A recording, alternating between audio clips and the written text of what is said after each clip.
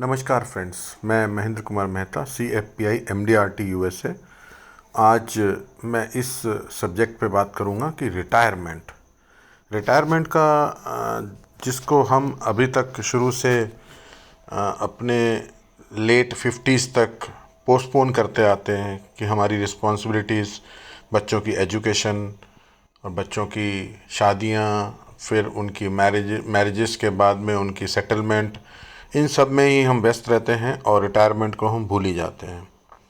मैं मानता हूँ कि आज की जनरेशन जो है वो बहुत ही स्किल्ड है और हम लोगों से बहुत, जो अपनी प्रीवियस पीढ़ी से बहुत आगे जाने वाली है और अपने पेरेंट्स का भी ध्यान रखती है।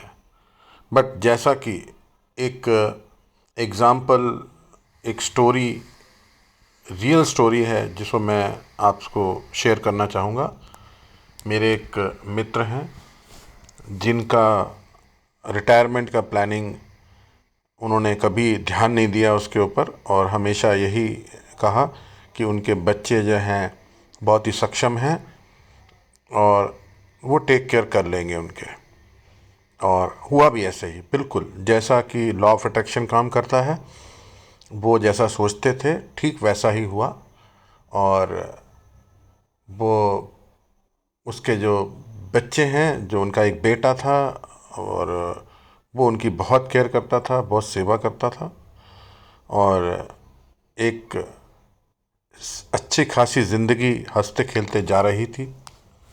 जब वो सज्जन 72 की एज में पहुँचे और उन्हें हार्ट की समस्या हुई और इमीडिएटली जब चेकअप कराया गया तो उनके बेटे ने चेक कराया कि यस,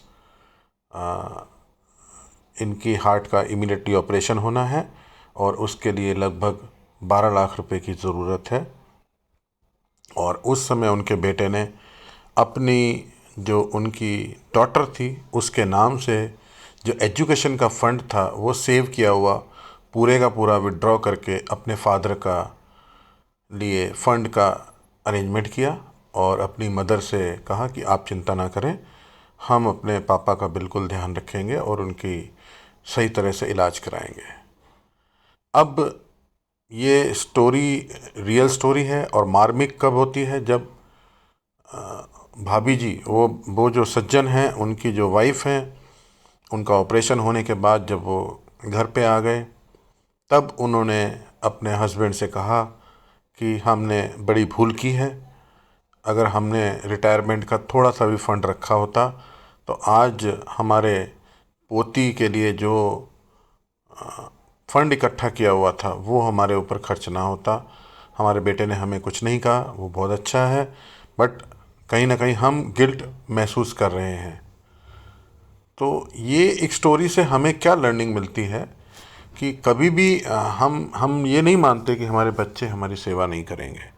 परफेक्टली ऑल राइट है, वो करेंगे, सब कुछ करेंगे। बट एक लेवल ऐसा आता है कि जहाँ पर फंड्स की इश्यूज आते ही आते हैं।